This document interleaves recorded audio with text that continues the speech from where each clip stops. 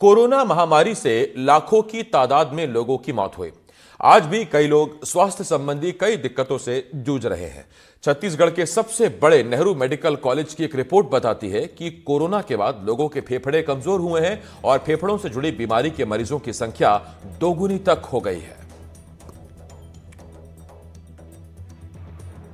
राजेश 25 दिनों से परेशान हैं। गले में दर्द है, सांस लेने में दिक्कत हो रही है।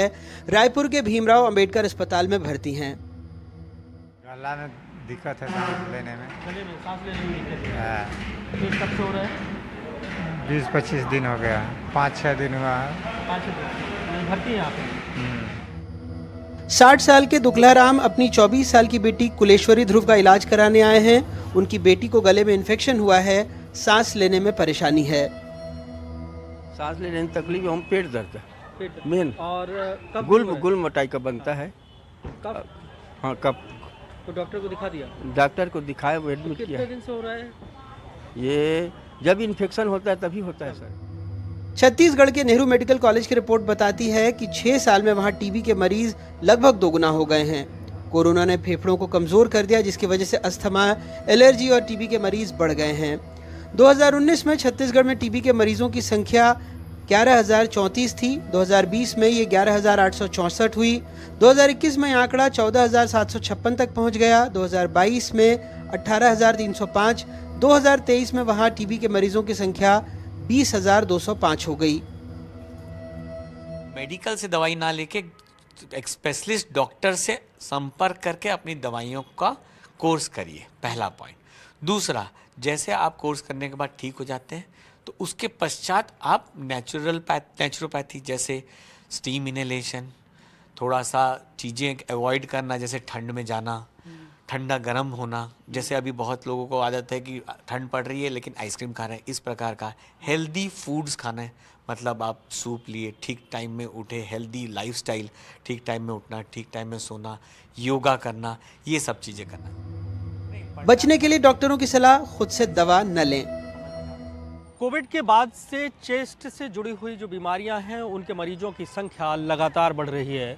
आलम यह है कि टीबी के मरीजों की संख्या दोगुनी पहुंच चुकी है। ऐसे में सबसे ज़्यादा ज़रूरी है, जो डॉक्टर कहते हैं, कि लोगों को सावधानी बरतनी होगी और हेल्दी फूड लेना होगा, तभी इस समस्या से निजात मिल सकती है। कैमरा पर्सन प्रवीण साहू के साथ जुल्फिकार अली, एनडीटीवी। नेहरू अस्पताल की रिपोर्ट ही कहती कि टीबी के मामले बढ़ रहे हैं। तो क्या इसका कोरोना से कोई संबंध है, प्रदूषण से कोई संबंध है? लगता तो ऐसा ही है। एक्सपर्ट का पैनल हमारे साथ जुड़ेगा और हम उनसे चर्चा करेंगे। हमारे साथ इस वक्त एसएसबी अस्पताल की तरफ से डॉक्टर सुरेंद्र कुमार मीना सर हमें ज्वाइन कर रहे हैं। डॉक्टर सुरेंद्र, मैं आपका चर्चा में बहुत बहुत स्वागत करता हूं। सबसे पहला सवाल मेरा डॉक्टर साहब आपसे यही है, दर्शक जानना चाहते हैं कि क्या कोरोना का वाकई बहुत बड़ा असर हमारे फेफड़ों पर, फेफड़ों की ताकत और काम करने की क्षमता पर पड़ा है? जी बिल्कुल आसिफ जी, जैसा कि आपने कहा कि कोविड के बाद जो टीवी के केसेस हैं वो बढ़ गए हैं, जैसा कि हम देख रहे हैं। लेकिन इसका अगर हम देखें तो टीवी के केसेस हमारे देश में अगर इंडिया में सबसे ज्यादा इंडिया में ही टीवी के केसेस वैसे भी आमतौर पर पाए जाते थे, अभी भी हैं। लेकिन कोविड के बाद हम देखेंगे तो लंग को डायरेक्ट, जो कोविड ने सबसे पहले अगर नुकसान किया है तो डायरेक्ट अटैक प्राइमरी ऑर्गन जो है वो लंग पे किया, हमारे फेफड़े को नुकसान होता है। तो फेफड़े में क्या होता है कि जो आपने उस समय हमने देखा कि पेशेंट को स्टेरॉइड की जरूरत भी पड़ी, पेशेंट वेंटिलेटर पे भी गए कोविड के दौरान, तो उससे उनके लंग्स को नुकसान हुआ। स्टेरॉइड की वजह से इम्यूनिटी कम हो जाती है। और कोविड का मेन जो था साइटोकाइन स्टॉर्म, जिसको हम बोलेंगे मेडिकल टर्म में, उसकी वजह से जो हमारा इम्यूनिटी होती है वो डिस्ट्रप्शन हो जाता है, हमारी इम्यूनिटी को ब्रेक कर देता है, कर दिया था कोविड ने। उसी की वजह से हमारे लंग्स काफी वीक हो गए और वनरेबल हो गए, कि उनको ज्यादा रिस्क होता है टीबी होने का। और रेस्पिरेटरी और भी जो बीमारी हैं, दमा है, सीओपीडी है, एलर्जिक इश्यूज हैं, ये सब होने की संभावना बहुत ज्यादा बढ़ जाती है। तो इसमें सबसे इंपॉर्टेंट कारण हम ये कह सकते हैं कि कोई डायरेक्ट एसोसिएशन तो नहीं मिली, लेकिन उस समय क्योंकि कोविड के टाइम पे कोविड के जो हमारा हेल्थ ऑर्गेनाइजेशन, हमारे ह्यूमन रिसोर्स, सब कुछ कोविड की तरफ लग गया था। तो हम ये कह सकते हैं कि जो टीवी की तरफ जो ध्यान देना चाहिए था, या टीवी पे लगातार काम करने की जो जरूरत है, वो थोड़ी सी कम हो गई थी। माफ कीजिए। अगर आप ध्यान देंगे तो उसकी वजह से जो एक नेशनल ट्यूबरकुलोसिस एलिमिनेशन प्रोग्राम जो गवर्नमेंट ऑफ इंडिया चलाती है, एनटीईपी, उस पे भी जो मेन उसका काम है कि टीवी के केसेस को हमको एलिमिनेट करना है 2025 तक। तो अगर हम देखेंगे तो उसका भी थोड़ा सा डाइवर्जन हो गया था, उसकी वजह से भी फर्क पड़ा। और प्राइमरी तो लंग का इशू था, लंग डैमेज हो गए थे कोविड में, तो एक बहुत बड़ा कारण वो भी था जिसकी वजह से टीबी के केसेस बहुत ज्यादा बढ़ गए। सर, जिसे कहते हैं ना डेडली कॉम्बिनेशन, क्या कोविड जैसा आपने बताया और उसके बाद हाल के दिनों में, हाल के पिछले कुछ महीनों में बढ़ता प्रदूषण, बढ़ता AQI, इन दोनों ने मिलकर सीधा हमारे फेफड़ों पर अटैक किया है क्या? जी बिल्कुल, इसमें सबसे इम्पोर्टेंट अगर बात करें तो एयर पोल्यूशन, जो आपने भी कहा कि एक्यूआई जो है हमारा, वो ऑलमोस्ट अगर एनसीआर या बड़े शहरों की बात करें तो वहां पे 250-300 हमेशा रहता है। तो जो सेफेस्ट जोन है एक्यूआई का, वो हम बोलते हैं कि 50, जो कि हम कभी नहीं देख पाते हैं। तो हमारे लंग्स को डायरेक्ट नुकसान नुकसान होता है अगर एक्यूआई इतना ज्यादा है। तो एयर पोल्यूशन जो है पूरी बॉडी को इम्पैक्ट करता है, लेकिन सबसे प्राइमरी इम्पैक्ट देखें तो अगेन लंग्स को करता है, क्योंकि एरोसॉल होता है, हमारी ब्रीदिंग के थ्रू अंदर जाता है पॉल्यूटेंट PM 2.5। जी। और जो स्मोकर्स हैं और जिनको क्रोनिक डिजीजेज हैं, जैसा कि बात भी हो रही थी, जिनको डायबिटीज है और जिनको मल्टीपल बीमारीज होती हैं और एयर पोल्यूशन भी है साथ में, तो उनके लिए डबल इम्पैक्ट हो जाता है। तो दो धारी तलवार बोल सकते हैं, वैसा हो जाता है। ठीक। वो ज्यादा रिस्क में रहते हैं। जी, डॉक्टर सुरेंद्र, मैं आपके पास आऊंगा। इस वक्त CK बिरला अस्पताल से डॉक्टर विकास मित्तल जी भी हमें चर्चा में ज्वाइन कर रहे हैं। डॉक्टर विकास, मैं आपका बहुत स्वागत करता हूं NDTV में। डॉक्टर विकास, मेरा आपसे जो पहला सवाल है, अभी हम डॉक्टर सुरेंद्र से बात कर रहे थे और कोरोना, AQI, एयर पोल्यूशन, इस पर हमने बात की, लेकिन डॉक्टर विकास, मेरा आपसे एक सवाल यह है कि इस मौसम में, तब जबकि पोल्यूशन है, तब जबकि स्मॉग है, TB के केसेस बढ़ रहे हैं, व्यक्ति अपने फेफड़ों का कैसे ख्याल रखे, अपने दिल का, अपने आप का कैसे ख्याल रखे?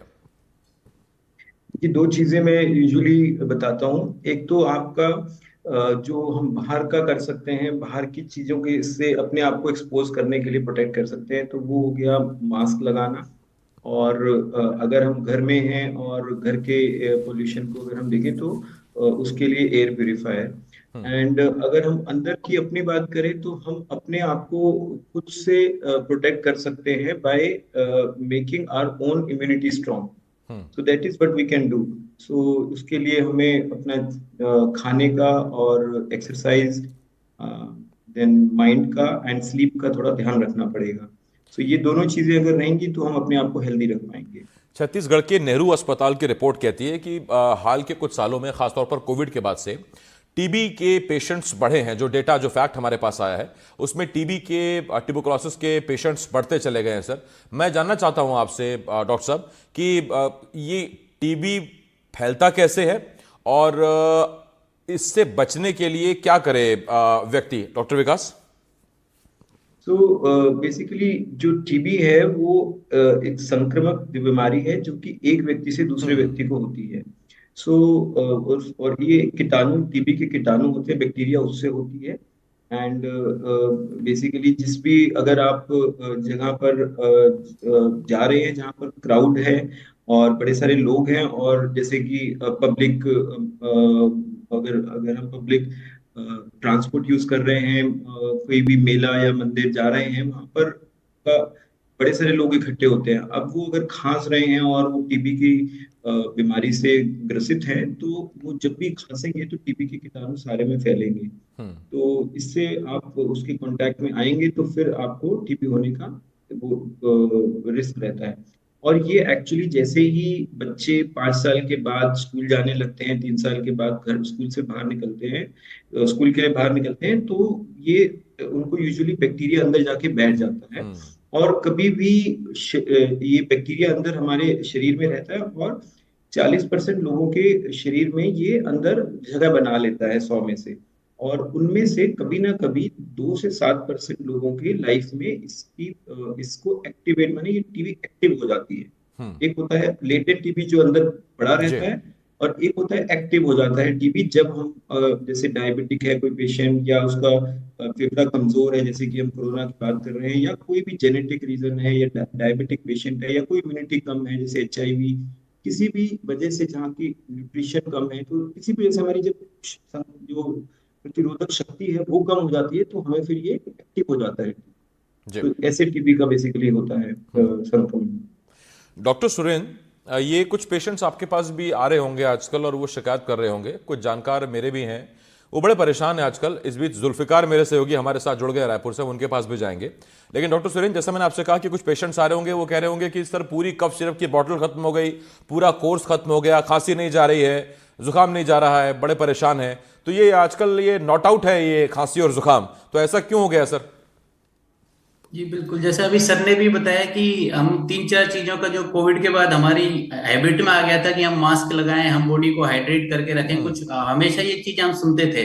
और जिनको जो डिजीजेज हैं वो अपना प्रॉपरली दवाई लें। तो सबसे इंपॉर्टेंट ये होता है कि अभी तो एयर पॉल्यूशन, अगर बड़े शहर में रहते हैं तो एक्यूआई कभी भी हमारे यहाँ तो सेफेस्ट जोन में, ग्रीन जोन में नहीं रहा, हमेशा वो ऊपर ही रहता है। तो अगर एयर पॉल्यूशन ज्यादा है और अगर वनरेबल है, कोई स्मोकिंग भी करता है, उसको मल्टीपल कोमोर्बिडिटीज भी हैं, हाइड्रेट नहीं करता है बॉडी को, तो सबसे इंपॉर्टेंट तो अगर एयर पॉल्यूशन है तो लंबे समय तक जो रेस्पिरेटरी इन्फेक्शंस हैं, upper respiratory tract infections commonly, जो कि 2 से 3 दिन में सही हो जाते हैं या 5 दिन में, वो लंबे समय तक रुक जाते हैं क्योंकि मल्टीपल फैक्टर्स आ जाते हैं उसमें। और सबसे इंपॉर्टेंट आ जाता है कि जो एयर पॉल्यूशन है वो सबसे ज्यादा दिक्कत करता है, वो प्रोलॉन्ग स्टे कर देता है एक इन्फेक्शन को, जो कि जल्दी चला जाना चाहिए। तो इसमें सबसे इंपॉर्टेंट यही होता है कि आप जितना जल्दी हो सके डॉक्टर की सलाह लें, उनसे मिलें, और वो फिर को आपको जैसे भी अकॉर्डिंगली, जैसे भी वो आपको एडवाइस दें उसको फॉलो करें। और सबसे इंपॉर्टेंट, वनरेबल जो लोग होते हैं उनको अपना ध्यान रखना चाहिए, हाइड्रेट करके रखना चाहिए बॉडी को। और जहाँ पे बहुत ज्यादा एक्सट्रीमली वनरेबल प्लेस है, वहां पे प्रोटेक्शन के तौर पे अगर हम मास्क लगा के, मोस्टली अगर N95 इज मोस्ट प्रोटेक्टिव, या कोई भी मास्क लगा के भी बाहर जाए नॉर्मली, तो वो आपको हेल्प करेगा और आप इनसे बच पाओगे कॉमन इन्फेक्शन। यानी डॉक्टर सुरेंद्र, आप ये कह रहे हैं कि कोविड के बाद हमारे, कोविड में जो हमारी एक आदत थी कि हम मास्क लगाकर रखते थे ज्यादातर वक्त, वो आदत अगर फिर से डाल लें तो सेहत के लिए फायदेमंद ही है।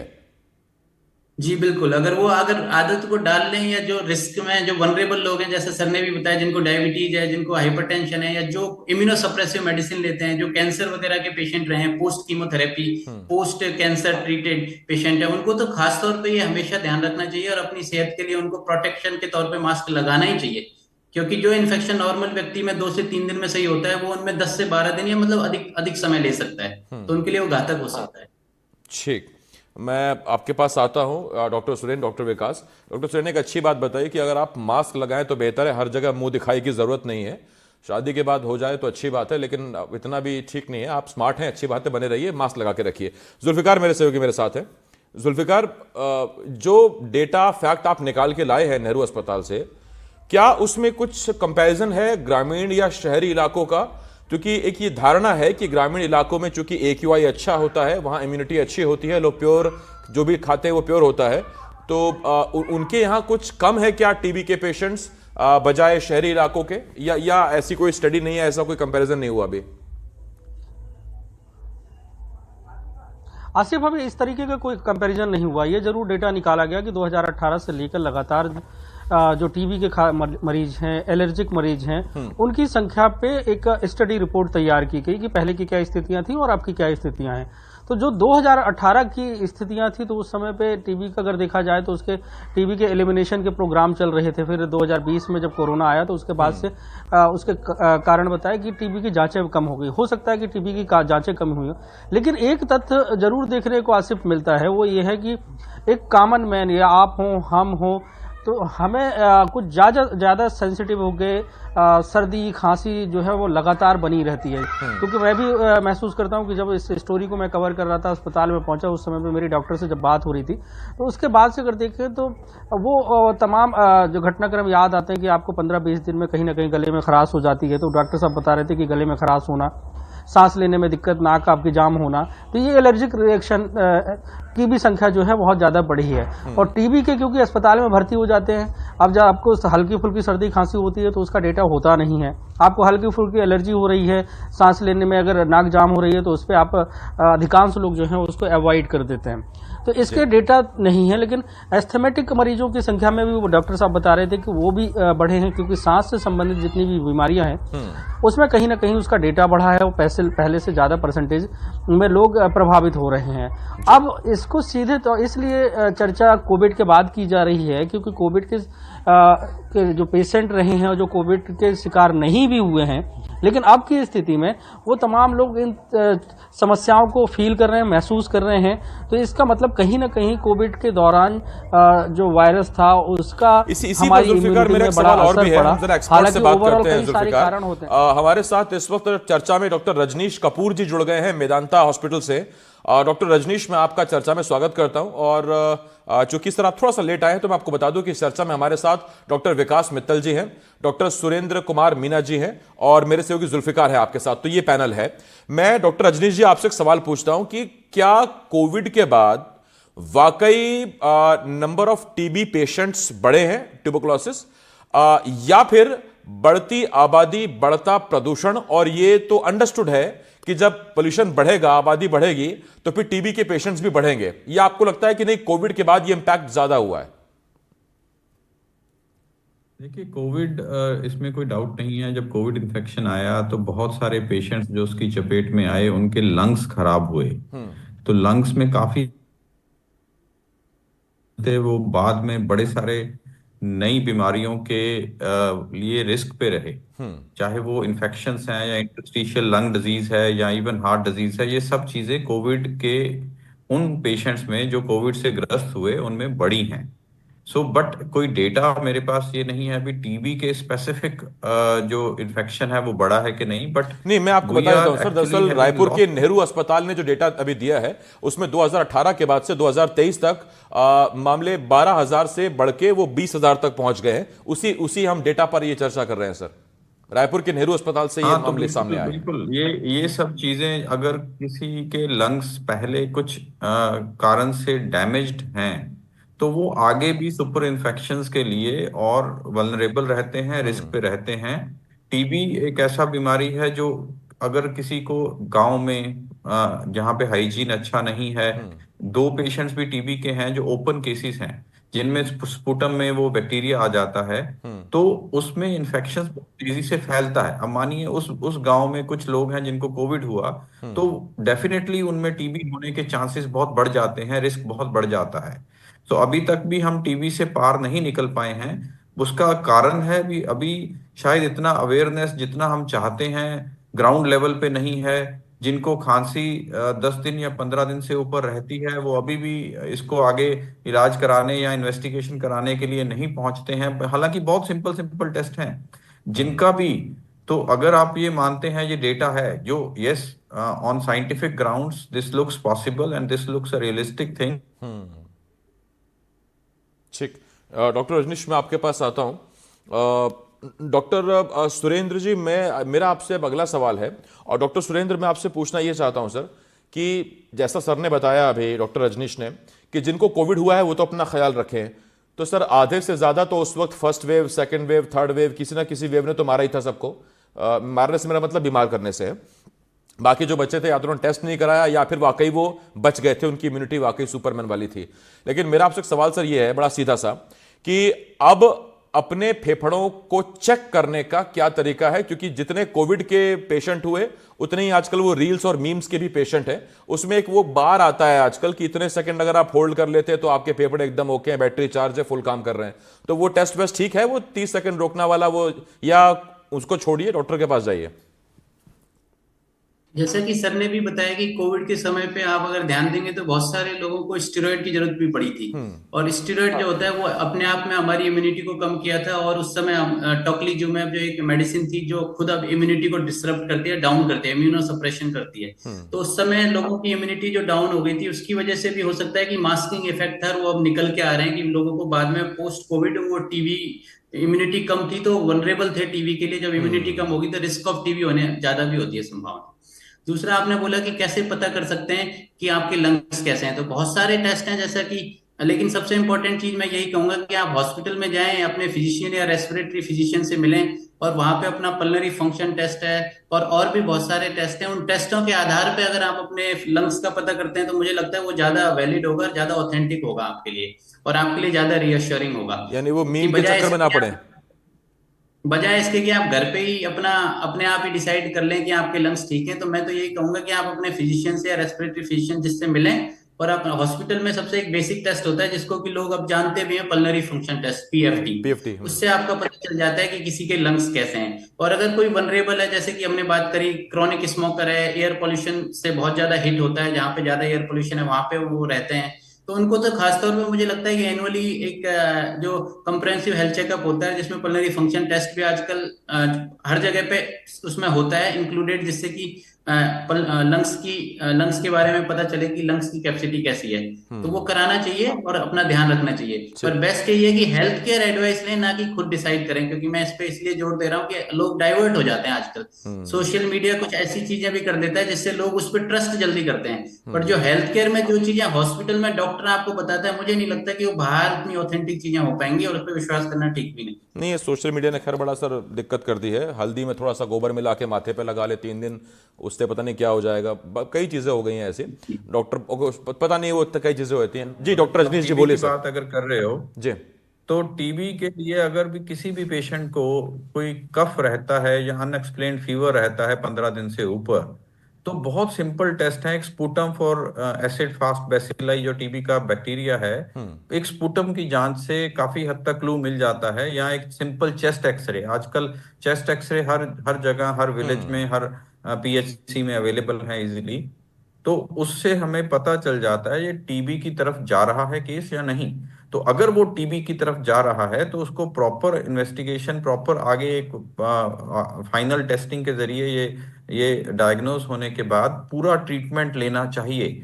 नहीं तो वो इंसान बड़े सारे और लोगों को टीबी की बीमारी दे सकता है। तो ये बहुत इंपॉर्टेंट है, अवेयरनेस फैलाना। 15 दिन से ऊपर का जो कफ है या बुखार है, उसमें अगर खांसी के साथ बुखार है तो टीबी की जांच अवश्य कराएं। ठीक, मतलब ये सिम्टम्स हैं। डॉक्टर विकास, मैं आपसे एक बात पूछ रहा था और मेरा सवाल आपसे वही था कि अगर वाकई कोई शख्स 30 सेकंड अपनी सांस ना रोक सके तो इसका मतलब बीमार है, या फिर डिपेंड करता है इम्यूनिटी टू इम्यूनिटी और आपके कैपेसिटी टू लंग्स? ये देखिए, ब्रेथ होल्ड जो एक टेस्ट है ना, ये बहुत ही क्रूड टेस्ट है, और इससे एक्चुअली कोई लंग फंक्शन का नहीं पता लगता, क्योंकि आप ब्रेथ होल्ड, अगर आप लंबा सांस लेंगे और रोकेंगे तो थोड़ा ज्यादा बढ़ जाएगा ब्रेथ होल्ड, आप एंग्शियस होंगे तो थोड़ा कम हो जाएगा। So breath hold test is not a valid test कि जिसकी वजह पे हम कोई मेडिकल डिसीजंस ले सकें। तो ये एक बहुत बहुत ही गलत धारणा अगर हम इस माध्यम से अगर देना चाहेंगे, तो breath hold is not a test to be really thought कि इसकी वजह से हमको ये लंग फंक्शन हमारे ठीक है कि नहीं, ये नहीं मानना चाहिए। अगर आपके लंग्स में कोई भी दिक्कत आएगी तो पहले आपको कोई ना कोई लक्षण आएंगे और आपको डॉक्टर को मिलना पड़ेगा, और अगर वो डॉक्टर सही समझेगा तो फिर वो स्पायरोमेट्री जो सुरेंद्र ने बताया, सिंपल टेस्ट और कॉस्टली भी नहीं है, उससे हमारा लंग फंक्शन पता लगता है। ठीक, और ये बिल्कुल राइट टेस्ट है जो जिसको हमें करना चाहिए।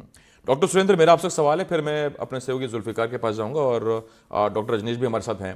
डॉक्टर सुरेंद्र, मेरा आपसे सवाल है कि आम आदमी जो बोलता है, मैं तो उसी पर सवाल पूछता हूं सर। देखिए, 3 चीजें हो रही हैं। पहला, जब खांसी बुखार जुकाम लंबा चला जाता है, जो कि पहले व्यक्ति 2 दिन में ठीक हो जाता था, तो वो 3 बातें कहता है। एक तो कहता है कोविड ने मेरे फेफड़े खराब कर दिए, दूसरा कहता है प्रदूषण बहुत है, और तीसरा कहता है दवाइयां नकली आ रही हैं, अब वो एफिशिएंसी है नहीं दवाइयों में, उसकी वजह से मैं ठीक नहीं हो रहा हूं। तीनों कारण है या इनमें से कोई 1 या 2 कारण है? एक इम्पॉर्टेंट चीज तो जैसे सर ने भी बताई कि एक तो मैं सबसे पहले इसमें ये बोलना चाहूँ, और दी काउंटर सेल्फ ट्रीट ना करें अपने आप को। सेल्फ प्रिस्क्राइब करते हैं आजकल, आप देखेंगे तो मेडिकल स्टोर पे जाते हैं, अगर किसी को 2 दिन का इन्फेक्शन हो रखा है, आप थ्रोट इन्फेक्शन है, तो वो आपको एंटीबायोटिक जो मेडिकल वाला देता है उसको कुछ नहीं पता होता है इसके बारे में कि एंटीबायोटिक कौन सी कैसे काम करती है, कौन सा ग्रुप है, तो वो आपको एक दे देता है एंटीबायोटिक। लेकिन हमारे जो लोग होते हैं वो उस पर जाके ज्यादा ट्रस्ट करते हैं rather than going to the doctor and getting prescription from them. तो मैं तो यही कहूंगा कि अगर आप डॉक्टर के पास जाते हैं तो वो ये डिसाइड कर पाते हैं कि आपका ये इन्फेक्शन एक्यूट रेस्पिरेटरी, ये एक्यूट इन्फेक्शन है या क्रॉनिक इन्फेक्शन है। ये इन्फेक्शन किसी और बैकग्राउंड से रिलेटेड तो नहीं है, और किसी को डायबिटीज, हाइपरटेंशन या और क्रॉनिक कंडीशंस हैं, उनको देखते हुए भी हम ये डिसीजन लेते हैं कि ये इन्फेक्शन कितने दिन में सही हो जाएगा, इसके लिए हमको क्या क्या टेस्ट कराने की जरूरत है। लेकिन बेसिक, जैसा सर ने कहा, किसी को अगर रेस्पिरेटरी इन्फेक्शन होता है तो मुझे लगता है कि एक चेस्ट एक्सरे, एक सीबीसी और बेसिक टेस्ट अगर हम कराते हैं तो हमको ये पता चल जाता है कि whether this infection is bacterial और वायरल, और we need to give antibiotics और एंटीवायरल। तो हमारे पास we have the clues, we have the evidence कि हमको क्या देना है। तो उसके बेसिस पे अगर हम दवाई देते हैं तो वो जल्दी सही होता है और पेशेंट के लिए वो बेस्ट होता है। तो मैं तो यही कहूंगा कि अगर किसी का इन्फेक्शन किसी को होता है 2 से 3 दिन में अगर वो सही नहीं हो रहा तो सेल्फ प्रिस्क्राइब ना करें, मेडिकल स्टोर से मेडिसिन ना लें, they must visit doctor, then I think they will be treated soon and it will be good for them. अपने डॉक्टर के पास जाएं, अपना डॉक्टर खुद ना बने, वरना बाद में फिर जाना ही पड़ेगा। पहले थोड़े मोड़े में हो जाएगा, फिर थोड़ा सा मामला गंभीर हो जाएगा। 100 बात की एक बात। एक जल्दी से सवाल मेरा डॉक्टर रजनीश से है, फिर मैं अपने सहयोगी के पास जाऊंगा। डॉक्टर रजनीश, अब मैं आपसे वो सवाल पूछना चाहता हूं जो कई भाभियां चाहती हैं कि मैं आपसे पूछूं उनके हस्बैंड्स के लिए, जो स्मोक करते हैं, जैसा बार बार इसमें जिक्र आ रहा है, क्योंकि हम जानते हैं कि वो सीधा लंग्स पे असर करता है। तो उनके लिए सवाल है कि कैसे समझाएं उन्हें कि भैया छोड़ दो, प्रदूषण बहुत है, आप भी धुआं छोड़ रहे हैं, बाहर से भी धुआं आ रहा है और फेफड़े तो कमजोर हो ही गए हैं। बिल्कुल। अभी तो ये एक डेटा आया अभी जो दिल्ली एनसीआर में जैसा पोल्यूशन है, तो जो लोग यहाँ रह रहे हैं वो 30 से 40 सिगरेट जैसा स्मोक इनहेल कर रहे हैं ऑलरेडी। तो मुझे लगता है अगर हमें एनवायरनमेंट ही इतना पोल्यूशन दे रहा है तो हम उसके ऊपर एक एग्रावेटिंग फैक्टर और स्मोकिंग का जो जोड़ रहे हैं वो तो अपने आप को बिल्कुल सुसाइडल है। सो स्मोकर्स को हम हमारी प्रैक्टिस में जो पेशेंट हार्ट के भी आते हैं या रेस्पिरेटरी निमोनियाज के आते हैं, वो बहुत सारे हद तक वो स्मोकर पेशेंट्स हैं और हम बहुत जोर लगाते हैं उनको स्मोकिंग क्विट करने के लिए, पूरा उसमें एफर्ट डालने का। बट आसान नहीं है। मतलब we have seen patients who are not ready to quit smoking.